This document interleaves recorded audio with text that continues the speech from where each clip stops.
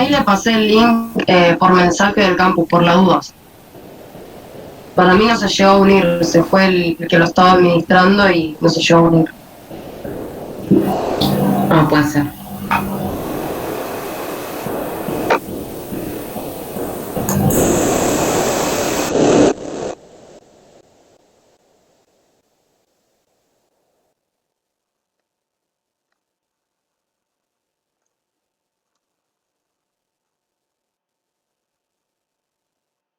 Flor, creo que le va a dar más bola al mail. Capaz que si le mandas por ahí. Le mando el... Igual creo que le llega automático todo lo del vamos por mail. Ahí le escribo igual. Dale.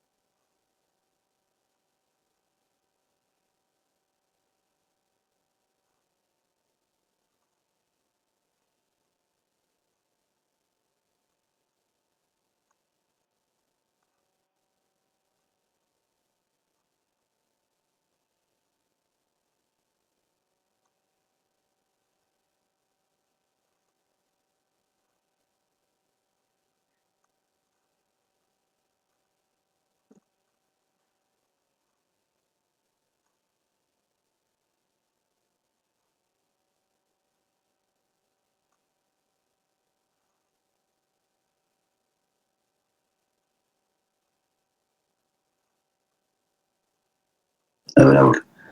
Me decía que el micrófono estaba desactivado porque había muchos participantes, no sé ahora. Ahí te escuchamos. Se escucha. Hemos cambiado de sitio, nos hemos trasladado al lavadero. Explico por qué todo este quilombo que pasa. Fiverr tiene un problema con el centro de la cuadra, o aislada la caja de no sé qué carajo, y no la arreglan nunca. Por lo tanto, se cuelga cada tanto, protestas y no te dan pelota, y no me puedo cambiar a Telecentro porque yo estoy del lado de Santa Fe, que da a Luis María Campos, y Telecentro llega al otro lado de Santa Fe, es decir, a 50 metros de mi casa, y no pasa. Así que les pido disculpas por estos quilombos, pero bueno, lo subsanaremos como podamos. Bien, entonces estábamos en el asunto de el fijismo y la teoría de Lamarck. Y yo les decía que a ustedes lo deben conocer a Lamarck porque en el secundario les tiene que haber contado la famosa teoría de la jirafa. No. Ni a palo, ¿no? Veo la cara de Ana que me dice, ni en pedo vi yo semejante cosa. La jirafa es un animalito que era herbívoro, que tenía el cuello corto y que por una sequía que hubo, los árboles empezaron a perder sus hojas y esos animales que comían esas hojas, para poder alcanzar las hojas que cada vez eran menos, tuvieron que estirar el cuello. Esa es muy pedestremente la teoría de Lamarck, que no está mal en su origen. Si ustedes van al gimnasio, sacan tremendo físico, ¿sí? O sea que no estaría mal, si yo tuviera que hacer reiteradas veces el mismo movimiento, que los músculos que participan en ese movimiento se desarrollen. Hasta ahí vamos bien. Pero el problema está en que Lamarck decía que las jirafas, suena joda, que las jirafas se habían puesto de acuerdo entre ellas y le habían legado por herencia el cuello largo a sus hijos. ¿Sí? La convención de jirafas, reunida en Sudáfrica, se habían puesto de acuerdo y habían conseguido eso. Esto, que a nosotros nos suena joda, en la época de Lamarck era incomprobable. Por eso es que se podía creer en esto, porque no había manera de discutirlo. Entonces, eso se llama herencia de los caracteres adquiridos. Eso sí lo tienen que haber escuchado nombrar alguna vez, aunque más no sea en biología. ¿Qué quiero decir con esto? Yo sé, es una hipótesis, no lo tomen por favor, no se ofendan. Yo sé que ustedes tienen una cierta preferencia por las bebidas alcohólicas, ¿sí? Entonces, los hijos que tengan no van a venir al mundo con una botella de vodka bajo el brazo, ¿sí? ¿Por qué? Porque ustedes no nacieron con el gusto por el Fernet con cola. Entonces, eso se denomina un carácter adquirido. Hay dos tipos de caracteres: los innatos, color de ojos, y los adquiridos, podría ser el pelo de las chicas, que muy pocas veces obedece a su color natural. ¿Sí? Entonces, Lamarck postula la herencia de caracteres adquiridos. Y aparte, introduce un concepto que no es correcto dentro de su teoría, que es lo que llamamos voluntarismo. ¿Qué les dije yo? Las jirafas se pusieron de acuerdo. Es decir, tomaron una decisión voluntaria de transmitirle a su descendencia el cuello largo. Ese voluntarismo es incomprobable. Hoy sabemos que no es así, pero en la época de Lamarck, y la quieren peor todavía, uno podría decir, bueno, anda a preguntarle a la jirafa. Las jirafas son mudas, porque no tienen cuerdas vocales tan largas con ese cuello, o tienen un problema o algo así. Por lo menos me contaron a mí. O sea que no hay manera de comprobar si esto era cierto o no. ¿Sí? La herencia de caracteres adquiridos es una parte de la teoría de Lamarck que es falsa. La otra parte, que se te desarrolla el cuello conforme hagas ejercicio, es cierta. Por supuesto, es cierta en millones de años. Por ejemplo, todos nosotros tenemos una parte del cuerpo que en teoría hasta que se inflama no sirve para nada. ¿Cuál es? Cuando se inflama se pone... El apéndice, exacto. El apéndice es un producto de millones de años de evolución. Para algo habrá servido. ¿Para qué? No lo sé. Hasta que no se produce una apendicitis, que puede derivar en una peritonitis, no jode a nadie. También se dice que va a desaparecer el dedo más chiquito del pie, etcétera, etcétera. Pero estos cambios no suceden entre el 31 de diciembre y el 1 de enero. Es decir, pasan un X número de años bastante grande. Entonces, como lo de Lamarck no había tiempo para comprobarlo, no se podía discutir. Entonces tenías el común de la gente sostenía la tesis de un creador. Creacionismo, fijismo, llámenlo como quieran. Y otros pensadores lo discutían y planteaban una cierta evolución que no podían explicar. O la explicaban, pero no con los términos correctos. Y si tuviéramos que decir si el factor que producía la evolución era interno o externo, para Lamarck es interno, porque es producto de la voluntad de los sujetos. Porque una cosa es que yo quiera cambiar, producto de mi voluntad, y otra cosa que les asegura a mis descendientes ese cambio. ¿Se entiende la diferencia? Bien. Alguien intentó conciliar las dos teorías. Le salió pésimo, pero lo intentó. Este señor, que se llama Cuvier, tiene apellido Champagne, francés, intentó conciliar el fijismo con el evolucionismo. ¿Qué dijo? Que Dios había creado el mundo varias veces. Y como no le había gustado como había quedado, le había hecho pelota y lo había vuelto a crear. Por lo tanto, ¿qué eran los fósiles? Resultados de esas creaciones. Imagínense que la iglesia se lo comió crudo. Porque ¿qué postula esto? Un Dios que se equivoca. ¿Sí? Si Cuvier, si ustedes van a París, no tienen nada que hacer, vayan a París, se van a encontrar el jardín botánico, que es hermoso, es obra de Cuvier. ¿Sí? Pero la teoría lo hicieron pelota al pobre. La cuestión es que quedó flotando esa idea de evolución sin que nadie pudiera determinar por qué se producía. Y ojo con esto, porque ustedes están convencidos que Darwin sí dio la respuesta. No. Darwin también postuló una evolución diferente, vamos a ver por qué, pero no encontró la solución. Porque todos estamos de acuerdo en que los organismos evolucionaban. La pregunta es ¿por qué? ¿Y cómo? El por qué no es tan difícil.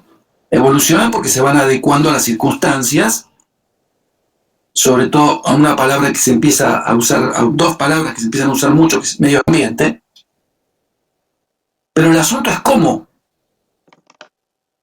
Entonces, cuando aparece Darwin, no les voy a contar la vida, cuando aparece Darwin, él plantea la existencia de una fuerza externa al individuo. Es decir, ya no voluntarismo. Esa fuerza externa ustedes la conocen, ¿cómo se llama?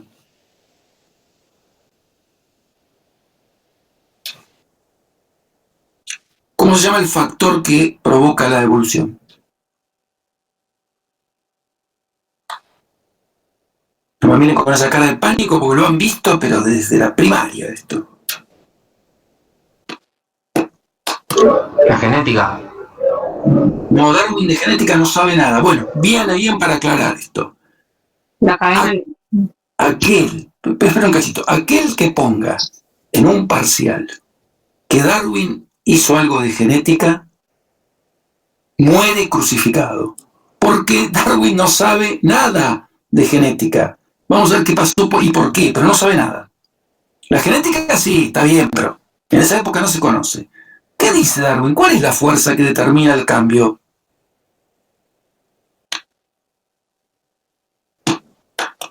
¿El entorno puede ser? El entorno lo desencadena, sí.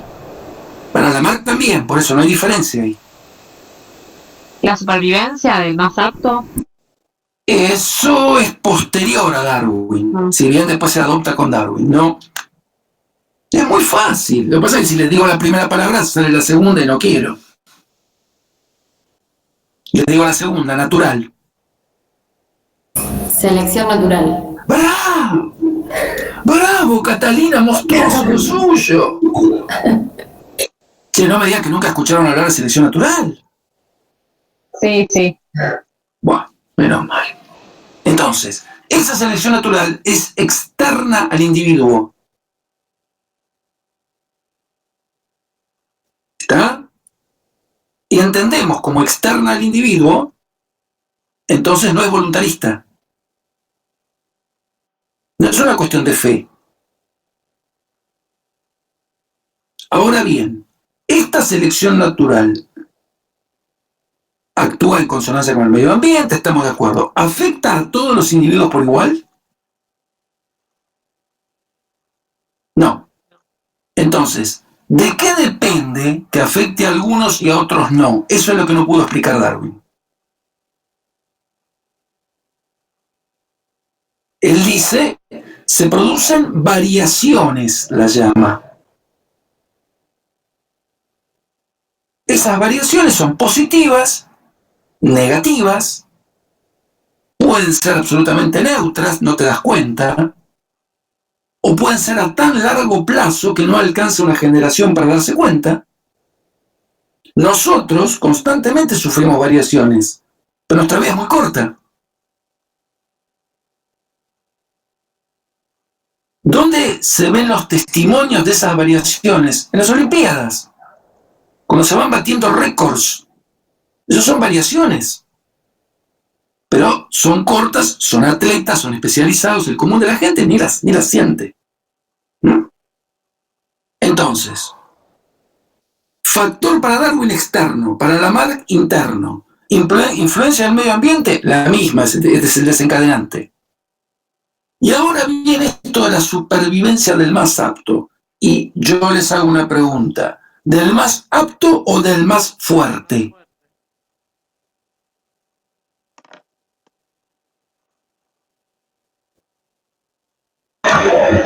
Del más apto. ¿Por qué? Y porque ser más fuerte no te garantiza, o sea, amoldarte a tu ambiente. Exactamente, ni más ni menos. Cuando el ejemplo que se da siempre acá es el de los leones y, qué sé yo, las cebras. ¿Alguna vez vieron una cebra boxeando a un león? Jamás, ¿verdad? ¿Por qué? ¿Dónde está la aptitud de la cebra? En la velocidad, en correr, en rajar. Entonces, la aptitud determina la supervivencia y no siempre es la fuerza. Por eso es un error la supervivencia del más fuerte, pero se ve bastante, por eso conviene aclararlo. Entonces, esa es la diferencia básica entre Lamarck y Darwin. Hay otras diferencias, tendrán un texto al respecto, ¿sí? Hay otras diferencias, pero sí, simplemente es eso. Ahora bien, todo esto parece una clase de biología.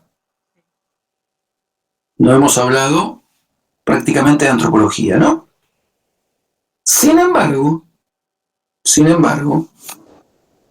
si ustedes trasladan esta cuestión de la supervivencia del más apto a la sociedad, la cosa cambia. La supervivencia del más apto en una manada de búfalos y decir que aquellos que están enfermos o que son más débiles o que se rompieron una pata se mueren. Y añadiría, es la ley natural. Sin embargo, ¿qué pasa en las sociedades humanas? Y ahí viene el problema. Junten esto que estamos hablando con lo que hablábamos la clase pasada de el momento histórico de lo que llamamos gran colonialismo o imperialismo. ¿Le encuentran el nexo?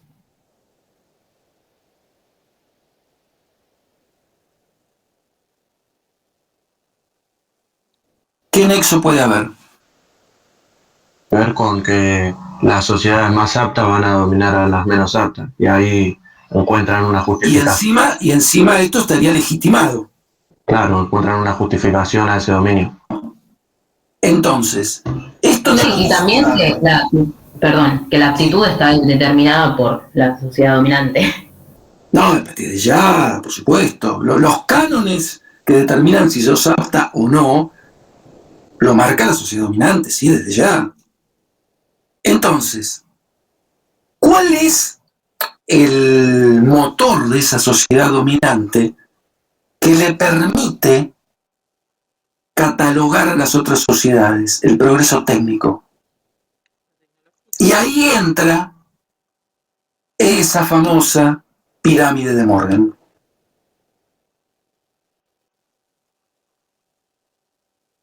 Esto es filosofía barata y todo tiene que ver con todo.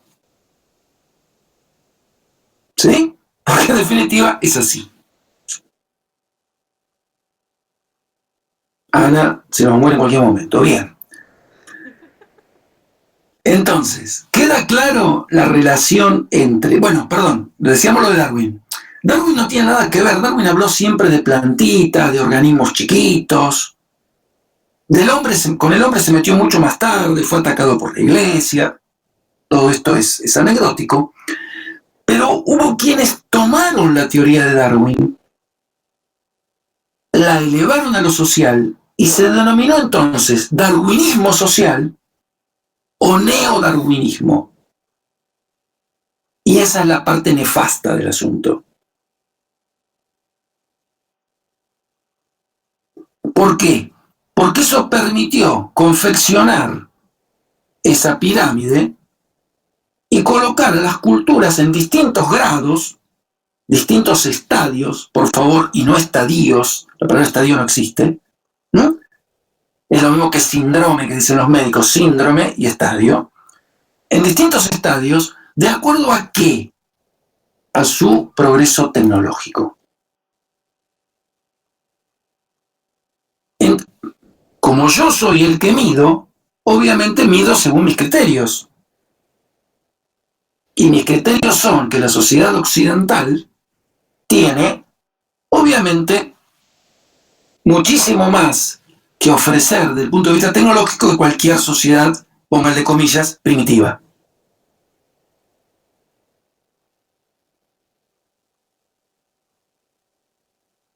Entonces surgen las distintas teorías, de las cuales la más importante, y lo tenemos en texto de Hill, es el evolucionismo. Que por supuesto, ¿dónde tiene más importancia? En los países coloniales. No por nada, Inglaterra es prácticamente la campeona del evolucionismo al principio. ¿Y a través de qué se va difundiendo? De los viajes. Porque aparecen una serie de... Ustedes han visto infinidad de películas de los viajeros por el África, por el Asia, por los polos, por los desiertos. Todos estos tipos se van encontrando distintas culturas. Las van relevando, van escribiendo diarios de viaje. Esto es una cosa extraña. El tipo es recontra popular, el viajero. Bueno, en esa época no hay internet, no hay televisión, no hay nada. Que viaja, que va al desierto de Gobi, vuelve con ejemplares disecados, hasta por ahí se trae algún par de nativos, en lo posible vivos, pero en jaulas, los exhibe en un teatro y tiene un público impresionante y escribe. Entonces, se dice que estos tipos lo que hacen es un trabajo etnográfico. Entendiendo por etnografía una descripción, un relato.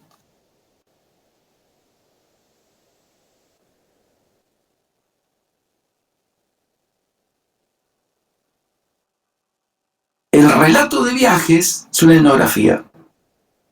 ¿Qué características tiene la etnografía? Que no no va más allá de una descripción. Es un relato. Por supuesto, puede abrir juicio, decir los brutos que son estos negros, que son caníbales, que son lo que vos quieras, pero en general es un relato. No abunda demasiado.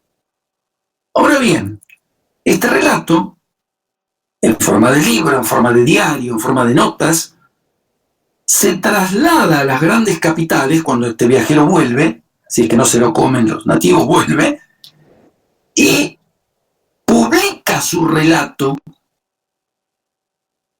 y ese relato es analizado en los centros de poder. Y se hace lo que se llama etnología.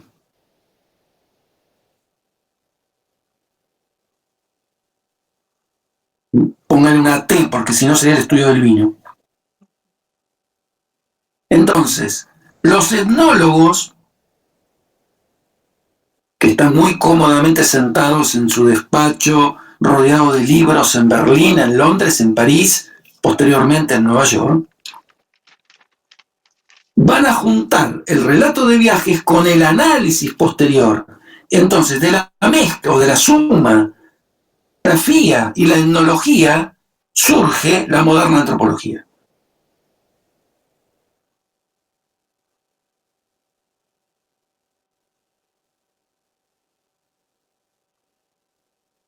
¿Se entiende?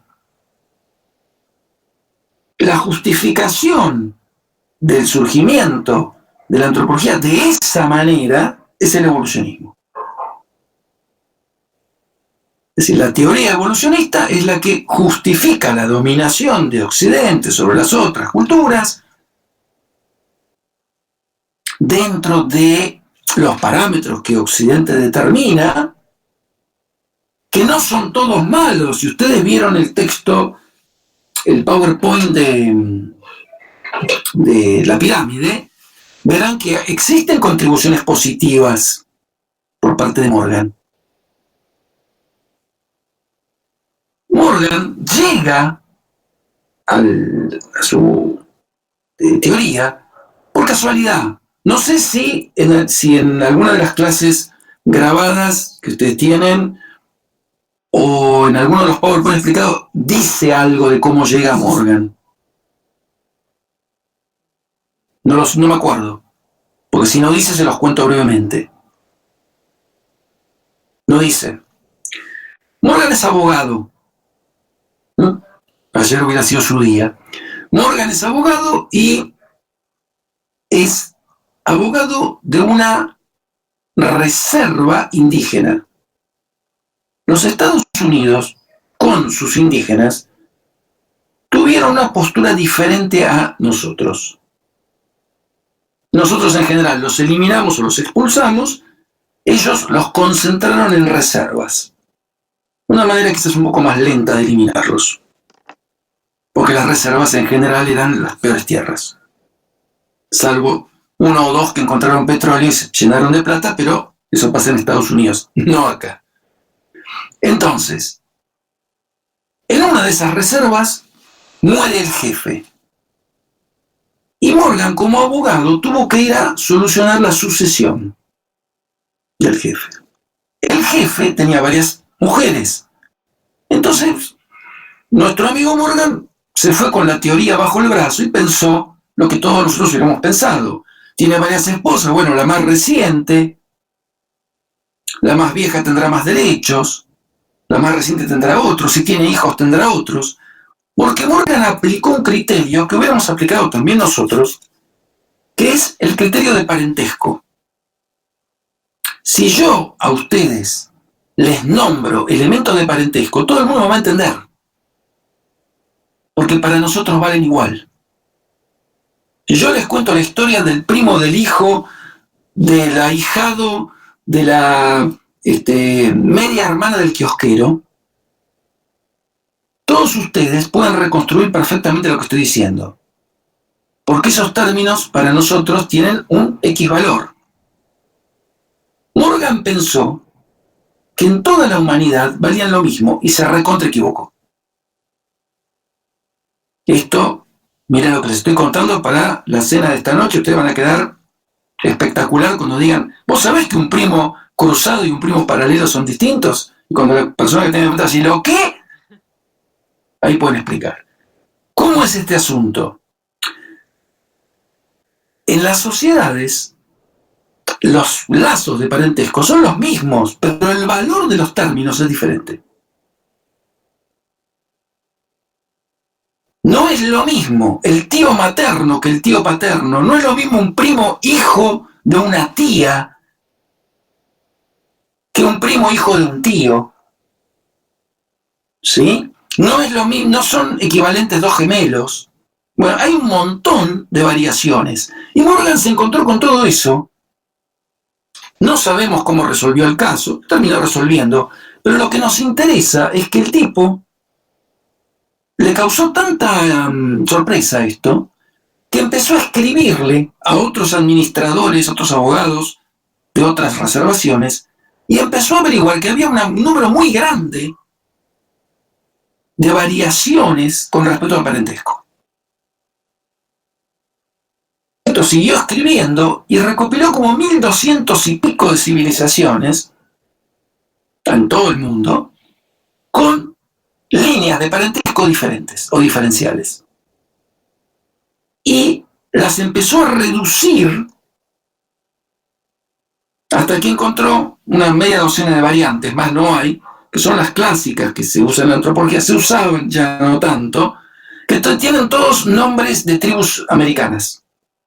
Crow, Alaska, Hawái, Sioux.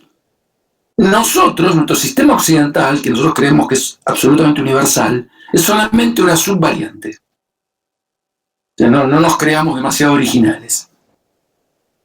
¿A qué viene esto? Que Morgan empezó a agregarle a estas variaciones que encontraba el criterio técnico, el de su pirámide, y empezó a ver que había una serie de instituciones, familia, religión, lenguaje, propiedad privada, forma de gobierno, que correspondían a determinados grados, si lo llamó él, dentro de esas culturas. Y que todas esas culturas iban a pasar por los mismos grados. Desde lo más simple a lo más complejo, que era, por supuesto, la sociedad occidental. Por eso tiene forma de pirámide, porque se va achicando. Entonces, para poner un ejemplo simple, la forma más primitiva que existe, que queda fuera de la pirámide, lo habrán visto en el PowerPoint, es la horda. ¿Qué es la horda? Un estadio teórico. No, nadie vio nunca una horda jamás. Pero se postula como el origen de todo. ¿Qué es? No hay propiedad privada, es un comunismo primitivo. Esto le encantaba a Marx, por supuesto. No hay hijos de nadie, los hijos son de la comunidad. No hay ningún tipo de organización política, ni social, ni religión. Como notarán, es imposible que esto suceda. Por eso es un estadio teórico. ¿Por qué digo que es imposible? Todos los pueblos a lo largo de toda la humanidad alguna forma de creencia han tenido. Algunos de ustedes levantan la mano y dicen, pero yo soy ateo. Sí, está bien, yo también, pero ¿sabes lo que pasa? Es individual eso. Estamos hablando a nivel masivo. Entonces, que no tenga organización social, política, religiosa, no existe. Pero bueno, de ahí se parte. Y va avanzando. Si tomamos la religión como ejemplo, ustedes conocen un montón de religiones porque las han visto en historia en el secundario. Los egipcios. ¿Qué dioses tenían? Todo el mundo lo sabe esto. No los nombres, pero ¿cómo eran?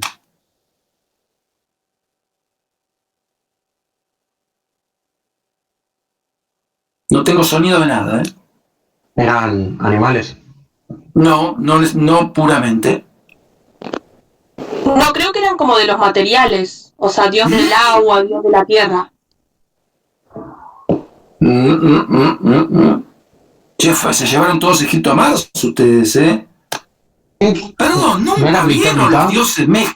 los dioses mezcla de animal y hombre de Egipto? Horus, Set, Anubis, que es un chacal, nunca ¿No lo es vieron. antropomorfo? ¿Eh? ¿No se decía antropomorfo, profesor? Eso sería antropozoomorfo. Ah, O sea, mezcla de hombres, animales y dioses. Los griegos, ¿qué dioses tienen? ¿Tienen animales? no, humanos. Humanos.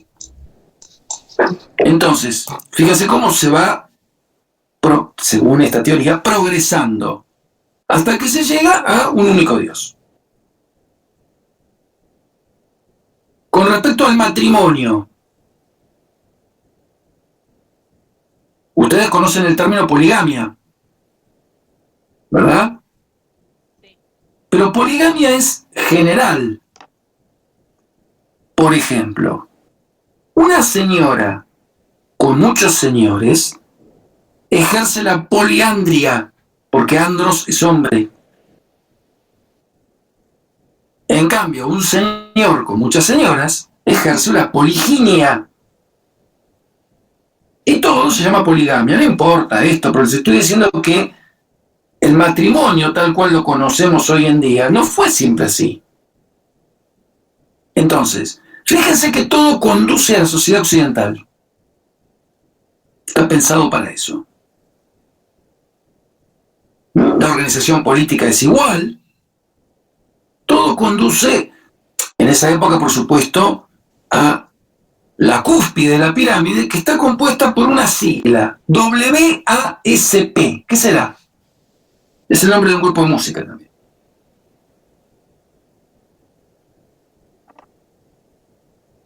¿Qué será eso?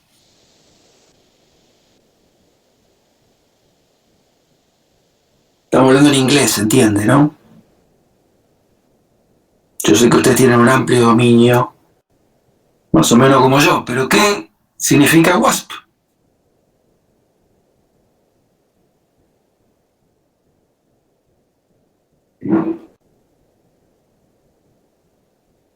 ¿Qué palabra dijo, profesor? ¿West?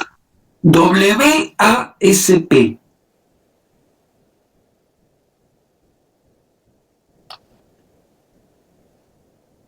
Vamos, un poco de imaginación, che. No, la busqué en internet, es avispa, pero... No, es la botella, es una sigla. Sí, ya sé que es avispa, pero es una sigla.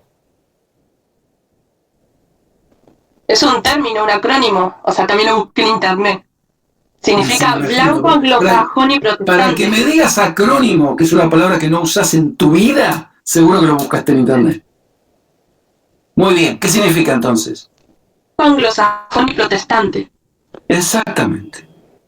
¿Y a qué corresponde? ¡Oh! ¿A qué país corresponde? Una casualidad, ¿no? Bueno, entonces, esos están en la cúspide de la pirámide. ¿Qué tiene de bueno esta teoría, si es que tiene algo? Primero, reconoce la unidad psíquica de la especie, porque todos van a pasar por los mismos estadios. Entonces, de una manera te está diciendo que todos pertenecemos a una misma especie. Sin embargo, ustedes en el texto, en el PowerPoint de la pirámide tienen lo bueno y tienen lo malo. Sin embargo, yo les digo, Dios mío, si no me pudieron sacar WASP, no sé cómo van a sacar esto, pero que esta teoría en realidad esconde una trampa. A ver, todos van a pasar por los mismos estadios. Estábamos de acuerdo. Pero ¿por qué decimos que esta teoría en realidad es tramposa? ¿Quién me lo puede explicar? Es muy fácil, ¿eh?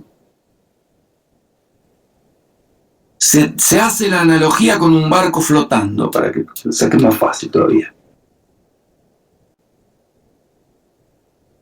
Ustedes están en un estadio intermedio. Muy bien. ¿Van a llegar arriba? Según la teoría, ¿no? ¿Van a llegar? En teoría sí. Jessy dice que sí. ¿Van a llegar? Sí, van a llegar. Muy bien. ¿Y? Yo estoy más arriba que ustedes. ¿Qué pasa? Y en algún momento nosotros vamos a estar en el mismo lugar que vos. Claro. ¿Y yo me voy a quedar donde estoy? Pero los que están arriba van a estar más arriba. Muy bien. Exactamente. Los que están arriba van a seguir subiendo. Por lo tanto, vos vas a llegar, pero el otro siempre va a estar más arriba que vos. Por eso es una teoría absolutamente tramposa. Si bien reconoce que todos van a pasar por los mismos, pero no te asegura que vos llegues a la cima jamás. La teoría no te dice que vas a tener el poder, sino que vas a llegar a un determinado poder. Sí, exactamente, tal cual. Tal cual. ¿No? Por eso es ampliamente criticable. Ojo, ojo, ojo, que cuando su tía Eduviges dice los negros son pobres porque son negros, famosa frase que, o a los de la villa les gusta vivir ahí porque tienen televisor gratis, ¿no? Están diciendo esto. Cada uno ocupa el estadio que tiene que ocupar, pero no accede a la civilización. ¿No? El estadio superior es la civilización. Los distintos estadios tienen manejo de distintas técnicas. Eso está explicado. ¿Se entendió esto?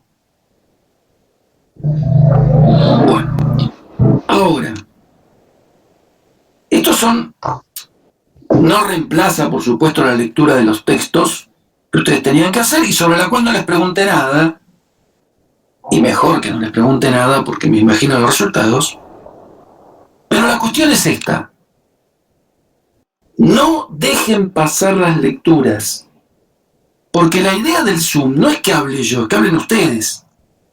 Estas son introductorias, bueno, son las primeras, pero después yo me convierto en un asistente más. Y lo que tienen que explicar son ustedes. Porque yo necesito saber si entendieron. Y como nadie plantea jamás ninguna duda, a pesar de que les di mi mail personal, se habrán asustado por el asesino de los baños, no lo sé, pero nadie plantea jamás ninguna duda. Yo pienso que leyeron todo, entendieron todo, y están hechos unos antropólogos completos. Entonces, este es el último, damas, caballeros, niños, gentil público, en el cual yo explico. El que viene explican ustedes. Corto mano, corto fierro. Y lo que voy a decirles ahora tiene que ver con el próximo texto que ustedes tienen que ver, y que es un texto clave, porque habla del trabajo de campo. El trabajo, es decir, hay chicos que me preguntaron qué pasa con los textos. Los textos, si dice el número de comisión de ustedes, está listo para ser leído. Si no, no. La habilitación dice habilitado únicamente si perteneces a la 51602. ¿Sí? Si no, están ocultos o directamente dice missing group. O sea, no lean de más, ni siquiera es lo que tienen que leer, ya se va a leer de más, pero bueno, uno por la duda se los aconseja, no lean de más y estén atentos porque se abren siempre textitos cortos al respecto. El trabajo de campo, en este caso, es esencial para la antropología. No se concibe antropología sin trabajo de campo. Ojo con esto, porque trabajo de campo no quiere decir irse al campo, ¿no? Puede ser en la ciudad, puede ser en tu colegio, puede ser en la universidad, puede ser en tu barrio, puede ser en un hospital. Hay infinidades de lugares donde se ejerce. Pero ¿qué es el trabajo de campo? El contacto con la gente.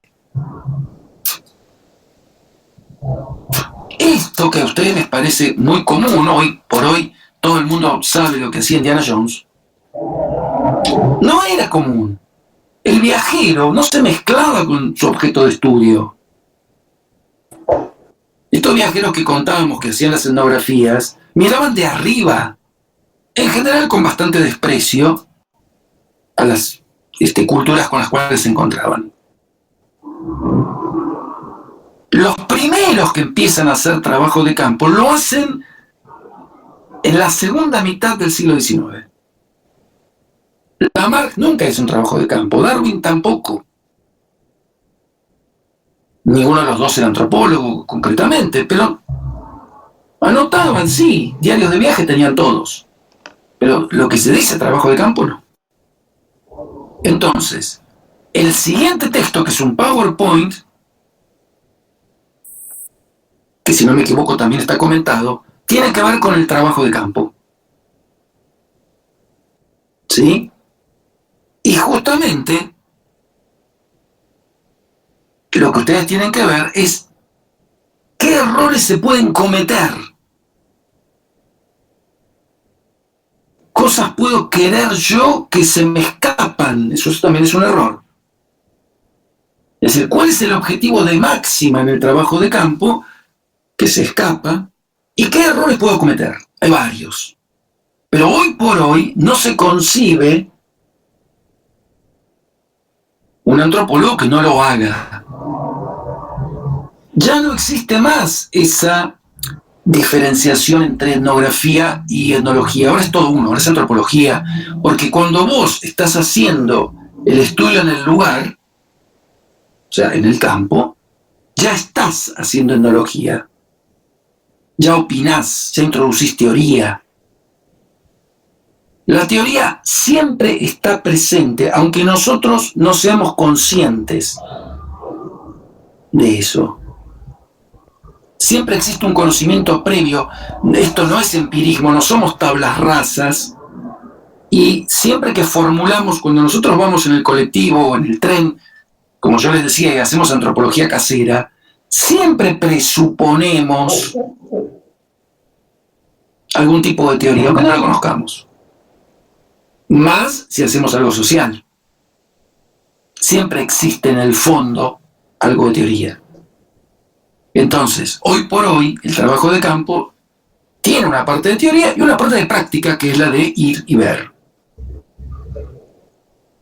Porque Morgan trabajaba con informes de segunda o de tercera mano. Acuérdense que yo les dije, escribió cartas. Pero cuando se lo van a encontrar, no sé, a Malinowski no. Malinowski trabaja in situ, en el lugar. Esa es la diferencia más notoria. Entonces, hay, o existe, la antigua perspectiva, que es tomar distancia del objeto de estudio,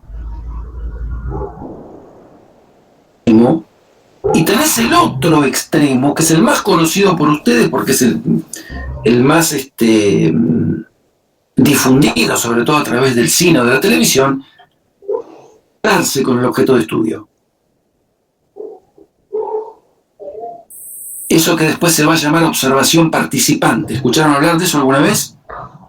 Observación con participación, es lo mismo. ¿Sí? Por ejemplo, les cuento un caso de observación participante mío. En los cursos presenciales, después lo dejé de hacer, pero hace unos años atrás, el primer día yo me sentaba entre los alumnos. Vieron que hay gente de toda edad que va al CBC, por lo tanto, me sentaba y dejaba que pasara el tiempo. Y más o menos a los 20 minutos, media hora, empezaba. Che, ¿a vos te parece esta cátedra? ¿Cómo puede ser? ¿Qué impuntualidad? Esta gente que no viene. Pues ustedes lo conocen, al tipo que da clases acá. Entonces les tiraba de la lengua a todos. Todos hablaban, todos se zarpaban. Y después me levantaba y decía, bueno, señores, soy Alejandro, soy su profesor. Imagínense las puteadas. Bueno, eso es trabajo de campo. Eso es observación participante.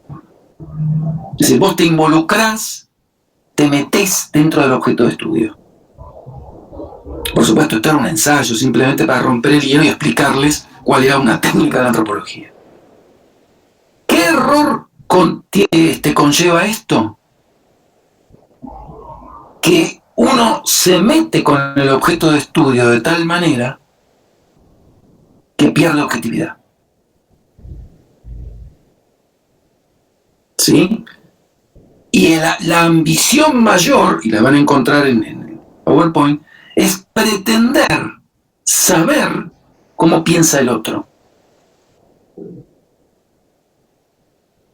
Y acá les pregunto, imagínense un estudio de campo en una isla tropical de los mares del sur,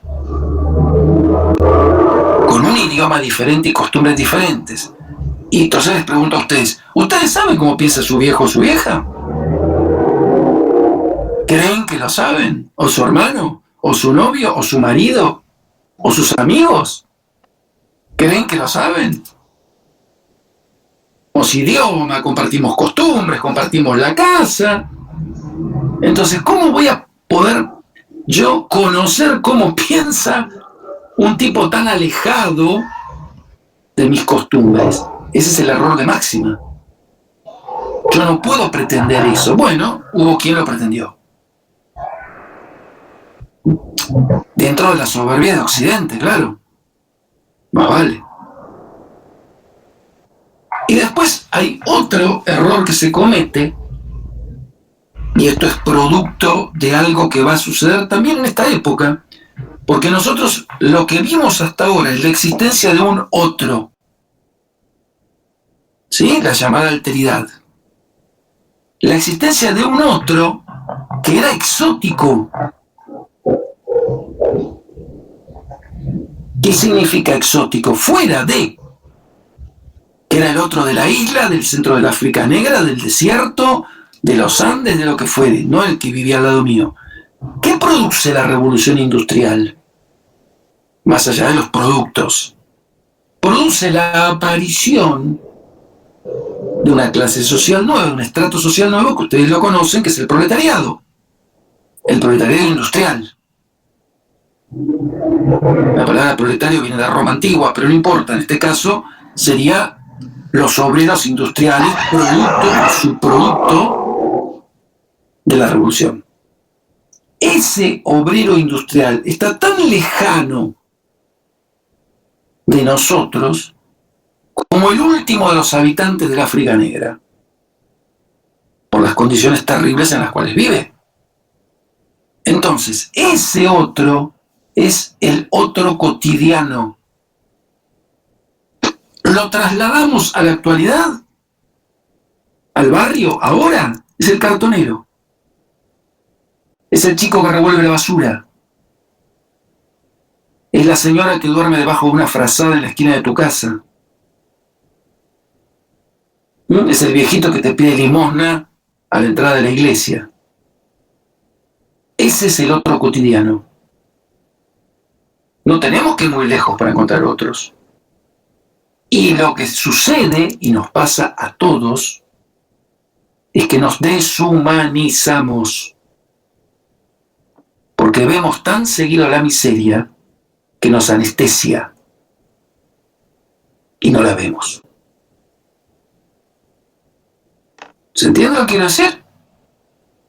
Es decir, no es que somos unos hijos de puta, que nos resbalan, no la vemos. ¿Por qué no la vemos? Porque nos acostumbramos. Porque cuando yo digo que hace 20 años atrás, que es el tiempo que yo vivo en donde vivo, en Palermo, ver a un nenito revolviendo la basura era una cuestión que te sorprendía, hoy ya no. ¿Está bien eso? No, más vale que no está bien. Pero nos ha pasado a todos. Entonces, lo que nos rodea ahora es ese otro cotidiano. No tenemos necesidad de irnos al medio del África, no. Por eso también se multiplican los estudios de lo que se llama subculturas urbanas.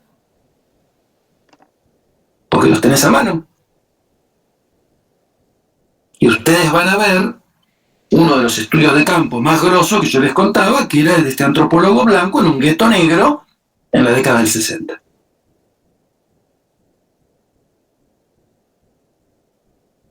¿Ha quedado claro?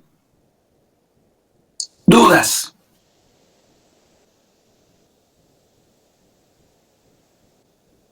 Entonces, para la próxima clase tenemos que ver Para la próxima clase, fíjate que está habilitado en el campus. Sí, la teoría de campo. Son dos cositas, nada más. Listo. Y por Profe, supuesto... y los textos que están en la parte de unidades, ¿no? No están en Y la los parte de textos que están, bueno, vos fíjate que los PowerPoint son sobre esos textos. Es decir, Claro, entiendo que hay que leer todo. O y que sea, en realidad el texto para entender. lo que te conviene hacer es darle una leída al texto por encima, ver el PowerPoint y después volver al texto. Claro, tal cual. Perfecto. Porque el texto solo, el problema que tiene es que es árido. Entonces, ¿qué es lo que traté yo de hacer? Explicárselos por medio de un audio, por medio de un PowerPoint o algo así. Por eso es que tampoco se los quiero explicar lunes y jueves, porque no tiene gollete. Yo necesito que ustedes lean. Entonces, ¿cuál es la manera que lean? Palo y zanahoria. Una receta vieja y efectiva. Profe, una cosa, el de Morgan, el PowerPoint de Morgan, no tenemos acceso. ¿Cómo no tienen acceso? Al menos a mí, Esta gente me lo pidió y se lo compartí.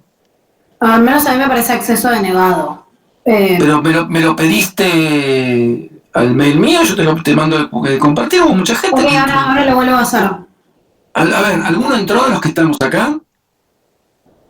Porque a mí me lo Sí, sí. pidió. Después de, o sea, pedís el permiso y ahí después te llega. Sí, claro, exacto.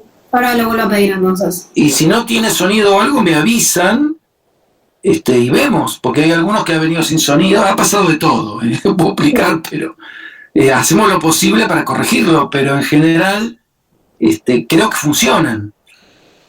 E igual, si ustedes tienen un grupo y alguno tiene el texto que les funca bien, pase ese enlace a todo el resto, ¿no? El cooperativismo es la base de la sociedad. Bien, ¿alguna duda con lo que vieron hasta ahora? ¿Alguna duda existencial? ¿Algo que les quite el sueño? Sí, yo tengo una duda. A ver. Un segundo que tengo que buscar porque no noté. Hay uno que no me quedó muy claro, igual es el texto de clastres. Sí. Y eso que es simple. Yo no ¿Qué no te quedó claro? no entendí bien la dualidad de Occidente. Y Occidente hace como que, famosa expresión que ustedes manejan mucho, hace como que habla con las culturas primitivas, ¿sí? Dialoga con ellas, y en realidad es un monólogo de dominación. Esa es la dualidad de Occidente. Ok, gracias. Ni más ni menos. ¿Qué más?